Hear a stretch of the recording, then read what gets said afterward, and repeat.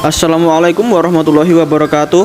Kami dari kelompok 6 akan mempresentasikan tentang strukturalisme konflik dari Ralph Dahrendorf, yaitu disusun oleh yang pertama adalah Miftahul Kahfi, lalu yang kedua adalah Muhammad Farih, lalu yang ketiga adalah Nurholis Majid, dan yang keempat adalah Rizka Kamaliana.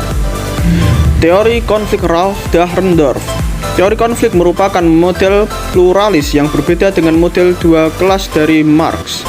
Pertentangan antara buruh dan manajemen yang merupakan topik permasalahan utama bagi Marx, misalnya akan terlembaga lewat serikat-serikat buruh. Pembahasan konflik Karl Marx sebenarnya tidak hanya terpaku dalam pembahasan konflik antara kaum buruh dan pemilik modal saja, namun Marx masih memusatkan banyak teorinya ke arah pembahasan tersebut. Menanggapi pendapat Marx tentang konflik, berpendapat bahwa konflik hanya bisa terjadi dalam sebuah relasi yang dimana menurut Dahrendorf konflik tidak dapat terjadi pada individu, akan tetapi terjadi kepada suatu kelompok.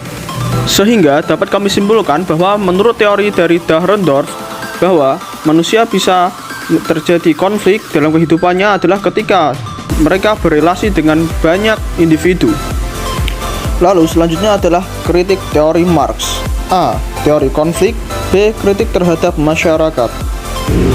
Bila dibandingkan dengan fungsionalisme struktural, teori konflik tergolong tertinggal perkembangannya. Teori konflik merupakan terjemahan yang tak memadai dari teori Marx ke dalam sosiologi.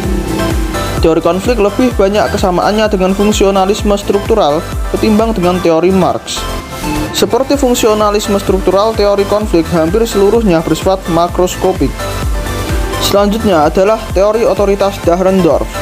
Poin pertama adalah bagi Dahrendorf, tugas awal analisis konflik adalah mengenali berbagai macam kedudukan otoritas dalam warga negara.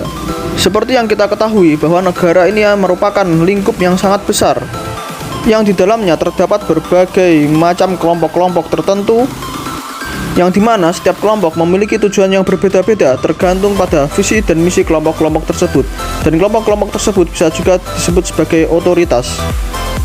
Dan di dalam otoritas juga terdapat berbagai macam kedudukan, misalnya adalah mulai dari ketua, wakil ketua, sekretaris, bendahara, hingga sampai ke anggota-anggota paling bawah, yang dimana pada setiap kedudukan individu dalam suatu otoritas tersebut memiliki fungsi dan beban tugas masing-masing. Lalu poin kedua, bagi Dahrendorf otoritas tidak konstan, sebab terletak dalam posisi, bukan di dalam diri orangnya tersebut.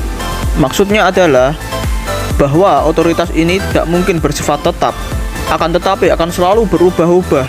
Misalnya seperti ada pergantian ketua dalam otoritas tersebut, maka bisa saja terjadi pergantian kebijakan di dalam otoritas tersebut.